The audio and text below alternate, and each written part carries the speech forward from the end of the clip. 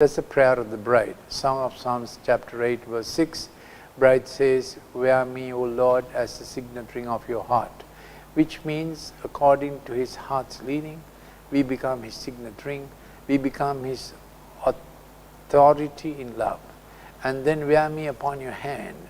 Which work he wants to do, that's the work we get involved in. Witnessing to a soul, discipling, or whatever our work is, which work he wants to do, his hands goes, and we become the signet ring on his hand for the work that is set. The work that is set for us from our mother's womb, they become his works, our works of faith in him, and we become his handicraft. We become the signet ring on his hand, and his authority flows into the works of man, transforming society, and we keep heart with him. And his authority in this world is how many of his people can get close to his heart. So the world is not run by, we need wisdom, we need knowledge.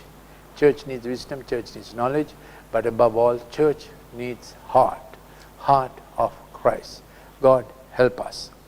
And today all the visions that came early morning were about how Christ was serving as a servant.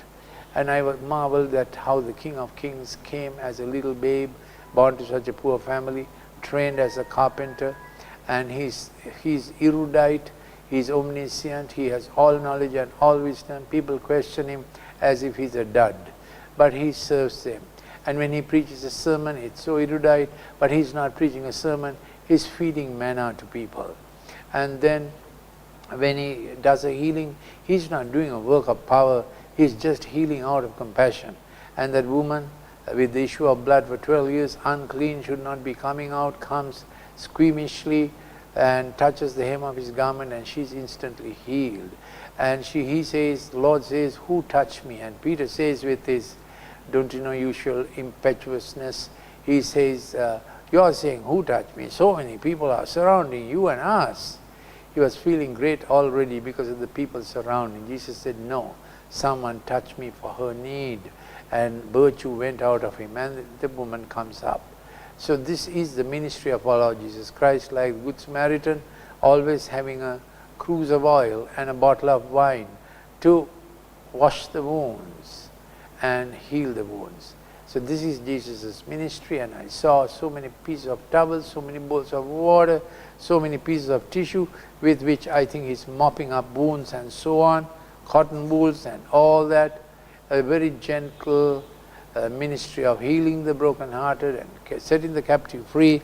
And he seeks our friendship, our identity, identification with this form of ministry. So John 15 verse 13, he said, "Greater love has no one than this, that one lay down his life for his friends. You are my friends if you do what I command you.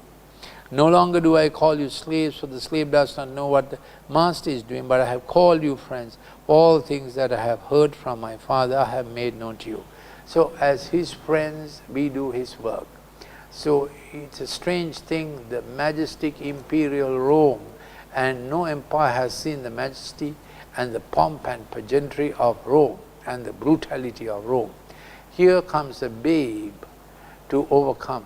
And was the mystery of godliness successful? Yes, the mystery of godliness overcame Rome.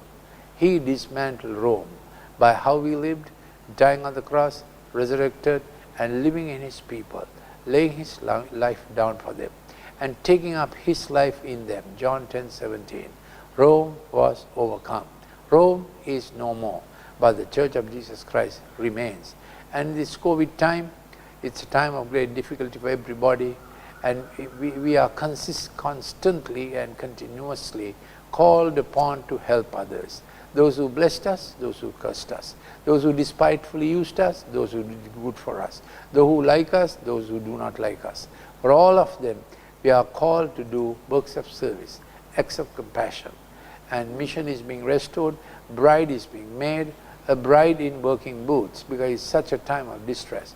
Also a bride with Jesus' heart and Jesus' signet ring, Jesus' hand, moving in the works of this bride, looking unto Jesus, the author and the perfecter of our faith.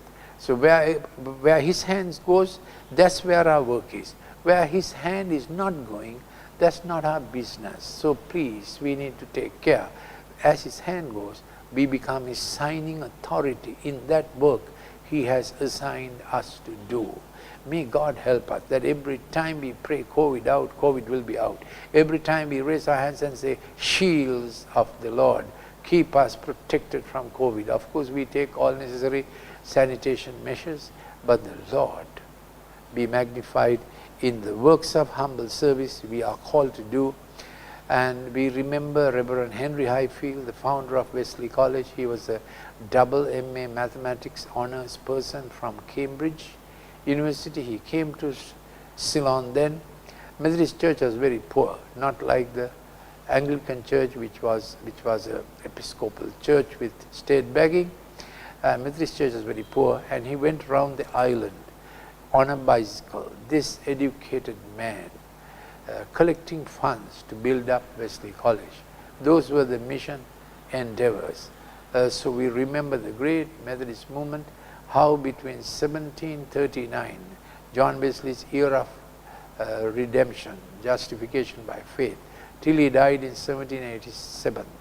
And in that 70 years from 1740 to 1810, Britain changed, England changed, got Christian ethos, work policies, changed the landscape, and prevented the likes of a French Revolution happening in England.